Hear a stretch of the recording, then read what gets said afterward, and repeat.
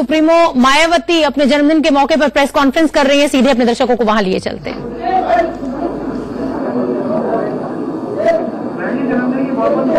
शुक्रिया आपका बहुत बहुत। अच्छा, आप लोग ऐसे ही बैठे रहेंगे क्या? अच्छा ठीक है।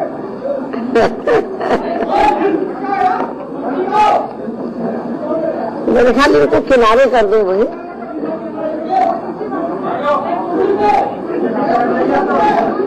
इनको करना है तो इधर हो जाए ना, इस साइड पे।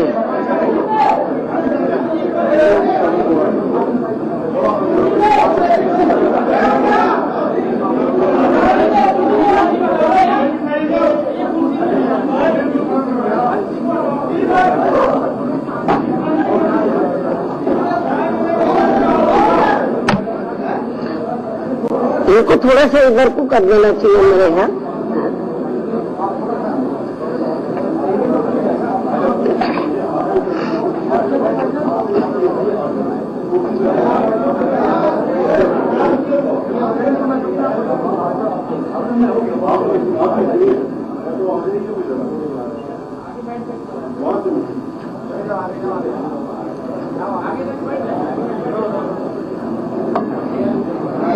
इधर नहीं, अरे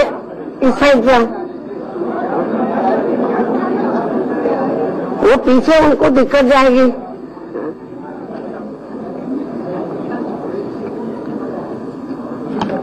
मीडिया बंधुओं, जैसा कि आप लोगों को ये विदित है कि आज मेरा जन्मदिन है और हर वर्ष पूरे देश में मेरे जन्मदिन को बीएसपी के लोग पार्टी स्तर पर व उत्तर प्रदेश में बीएसपी की रही सरकार द्वारा भी हमारे महान संतों, गुरुओं व महापुरुषों में भी खासकर महात्मा ज्योतिराव फूले, छत्रपति शाहू जी महाराज, नारायण गुरु, बाबा साहब डॉक्टर भीमराव अंबेडकर एवं मान्यवर श्री कांशीराम जी आदि की सर्वजन हिताय व सर्वजन सुखाय की सोच व उनके मानवतावादी मूवमेंट को ध्यान में रखकर ही इसे विभिन्न स्तर पर व बड़े पैमाने पर जन कल्याणकारी दिवस के रूप में ही मनाते हैं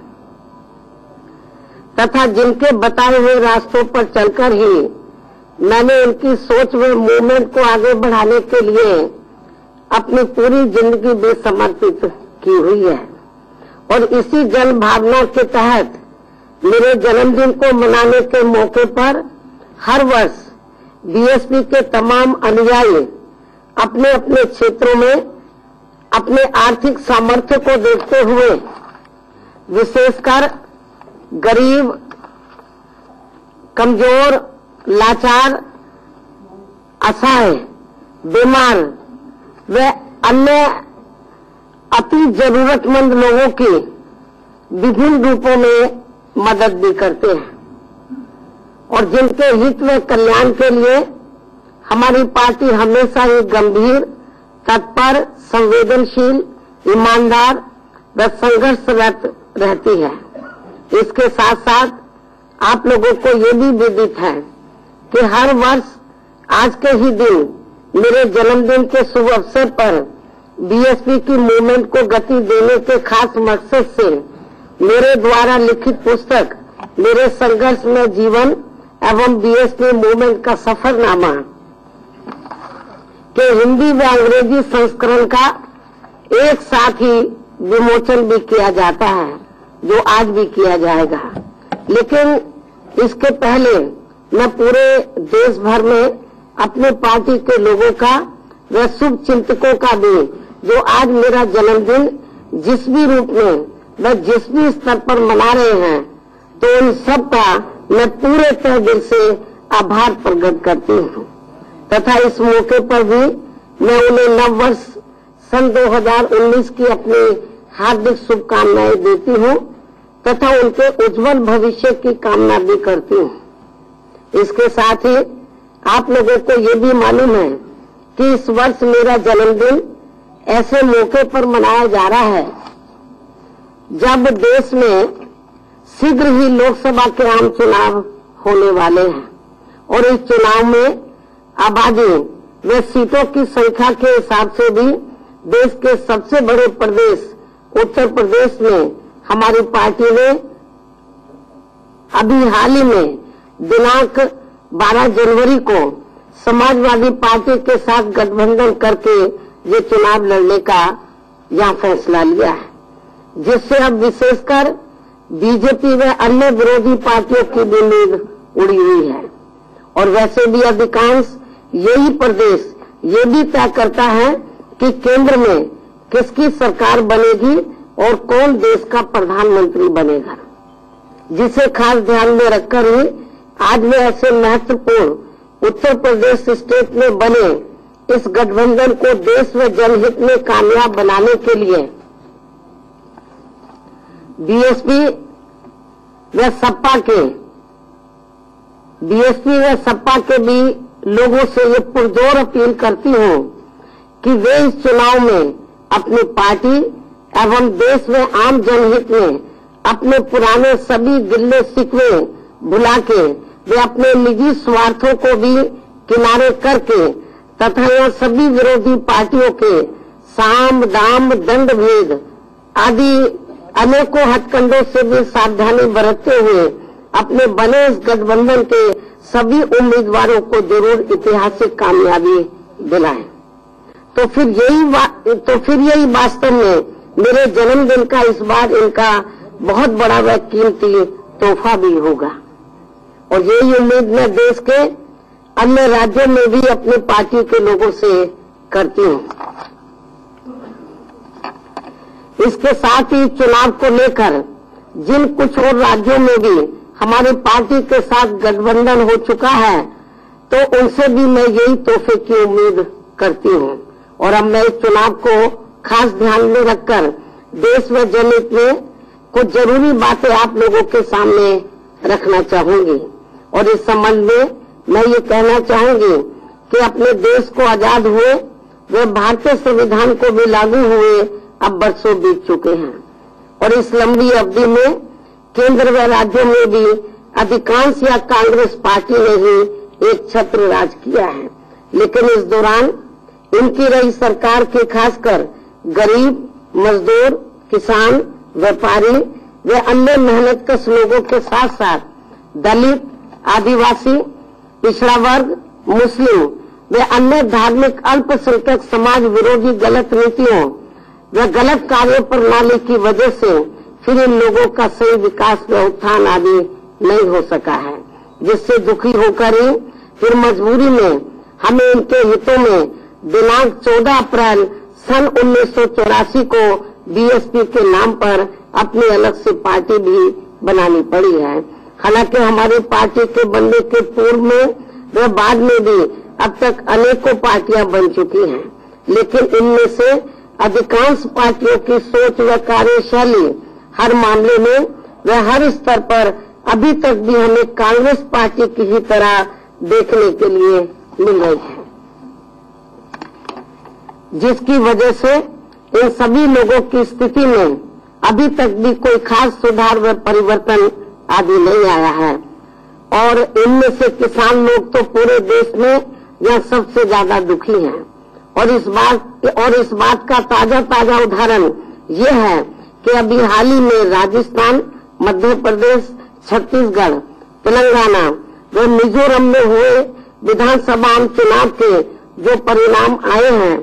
तो उनमें से खासकर मध्य प्रदेश, राजस्थान व छत्तीसगढ़ इन तीनों राज्यों में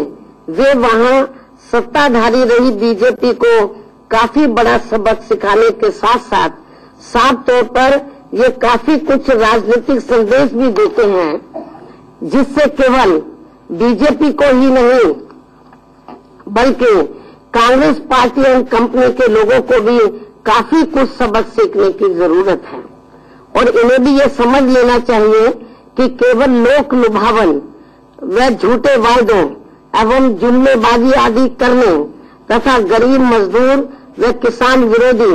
एवं धन्ना सेठ समर्थक मानसिकता रखने वाले अब यह किसी भी पार्टी की सरकार की दाल ज्यादा दिन तक गलने वाली नहीं है। इसलिए कांग्रेस पार्टी की अभी अभी बनी इन तीनों अर्थात राजस्थान, मध्य प्रदेश व छत्तीसगढ़ राज्यों की सरकारों पर तत्काल ही उंगली उठनी शुरू भी हो गई है और इनकी सरकारों की मंशा के संबंध में वहां पहला सवाल ये उठ खड़ा हुआ है कि कांग्रेस पार्टी की यहाँ बनी इन नई सरकारों ने किसानों की कर्ज माफी की सीमा दिनांक 31 मार्च 2018 की यानी कि 9 महीने पहले की तिथि क्यों निर्धारित की गई है। अर्थात इन्होंने ये सीमा दिनांक 17 दिसंबर सन 2018 की जब इनकी नई सरकार बनी है तब तक की कर्ज माफी की सीमा क्यों नहीं रखी गई है। इसके साथ ही इन्होंने जिन सख्त शर्तों के आधार पर किसानों का केवल 2 लाख रुपए तक का ही कर्जा माफ करने की जो बात कही है तो उससे यहाँ किसानों को इस मामले में कोई खास लाभ मिलने वाला नहीं है। और वैसे भी किसानों के कर्ज को लेकर जमीनी हकीकत ये है कि पूरे देश में छोटे व मझोले तथा बटाई पर खेती करने वाले भूमिहीन किसान जो यहाँ सबसे ज्यादा कर्ज के बोझ में दबे हुए हैं, तो ये लोग कर्जा लेने को लेकर आए दिन नए नए बने सख्त नियमों व कानूनों से तंग आकर सरकारी व सहकारी बैंकों आदि से कर्जा बहुत कम लेते हैं, बल्कि वास्तव में ये लोग लगभग 70% कर्जा फिर मजबूरी में काफी अधिक ब्याज पर अपने गांव व इलाके के ही बड़े बड़े साहूकारों व धन्ना सेठों से ही लेते हैं, जिनकी कर्ज माफी के लिए केंद्र व किसी भी राज्य की सरकार ने अभी तक भी कोई नीति नहीं बनाई है। जो इस सबसे ज्यादा परेशान नजर आते हैं, जिनकी भी कर्ज माफी के लिए केंद्र व राज्य सरकारों को कुछ न कुछ ठोस नीति जरूर बनानी चाहिए, वरना इन 70% के करीब किसानों को कभी भी यहाँ अपने कर्जे से मुक्ति मिलने वाली नहीं है। और इतना ही नहीं बल्कि जो किसान लोग केवल सरकारी व सहकारी बैंकों आदि से ही कर्जा लेते हैं, तो उनके मात्र थोड़े से कर्ज को माफ करने से इनको पूरे तौर से कर्ज से मुक्ति मिलने वाली नहीं है, बल्कि सही मायने में इनके हितों में सरकार को इन्हें एक बार इनकी पूरी कर्ज राशि को ही माफ करने के लिए जरूरी कदम उठाने होंगे, वरना ऐसा न किए जाने पर फिर यहाँ कर्जदार किसानों की मुश्किलें कभी भी खत्म होने वाली नहीं है और फिर आए दिन पूरे देश में कोई ना कोई किसान या आत्महत्या जरूर करता रहेगा। इसके साथ ही किसानों के हितों को लेकर यहाँ हमारी पार्टी का ये भी कहना है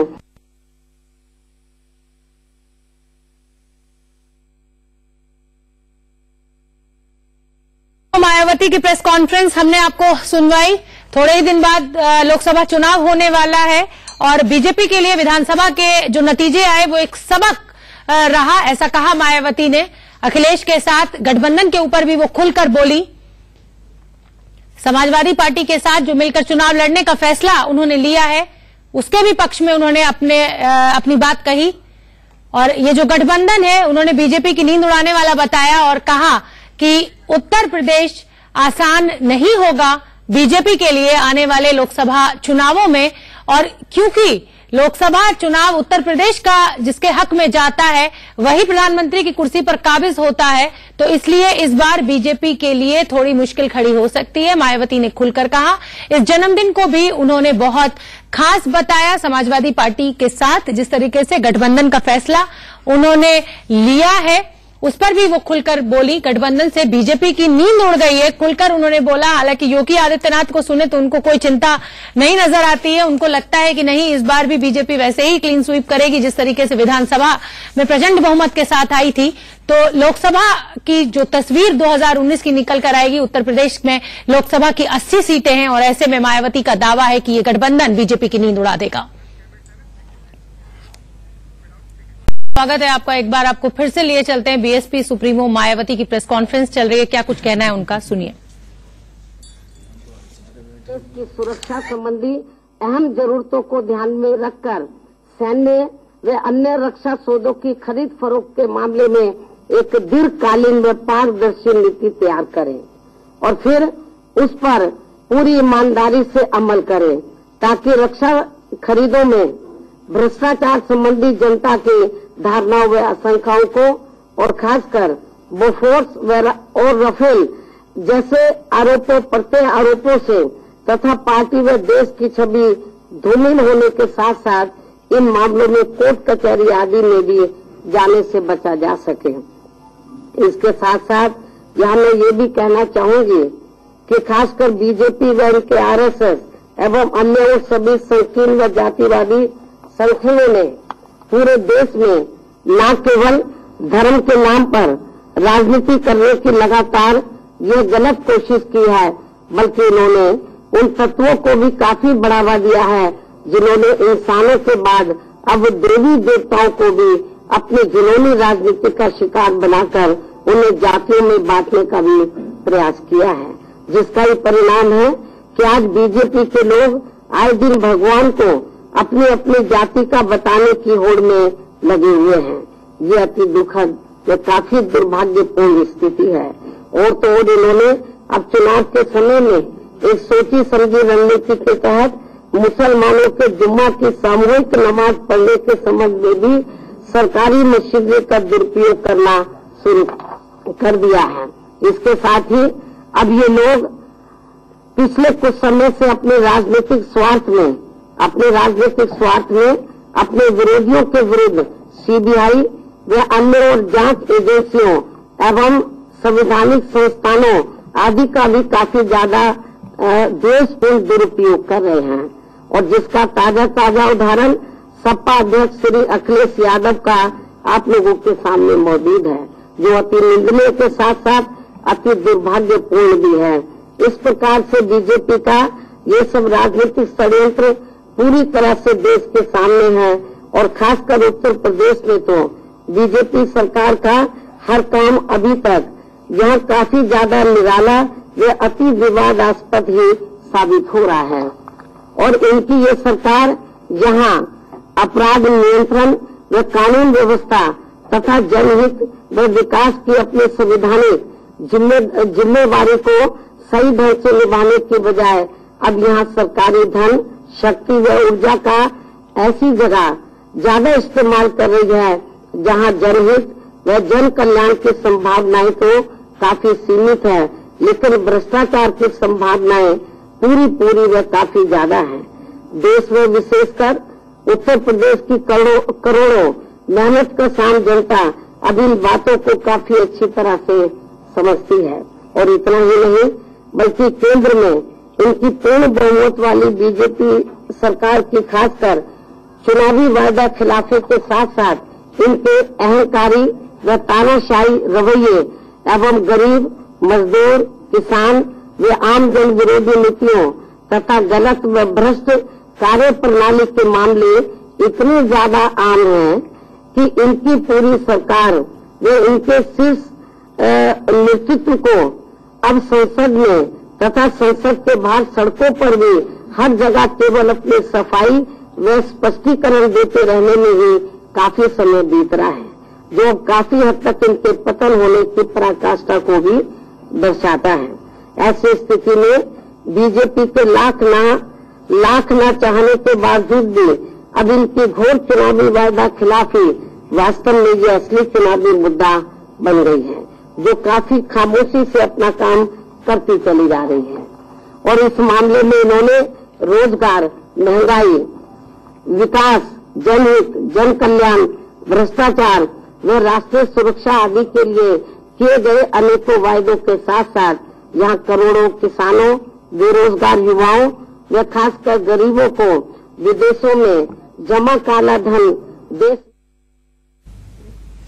तो अपने जन्मदिन के मौके पर बीएसपी प्रमुख मायावती ने कहा कि बीजेपी की इस गठबंधन से नींद उड़ गई है। 25 साल पुरानी जो दुश्मनी थी वो दुश्मनी को भुलाकर दोस्ती में तब्दील हो गई। एसपी बीएसपी साथ आ गए और अब बीजेपी को नींद नहीं आएगी, इस तरह के बयान दिए मायावती ने अपने जन्मदिन के मौके पर। 63वां जन्मदिन आज वो मना रही हैं।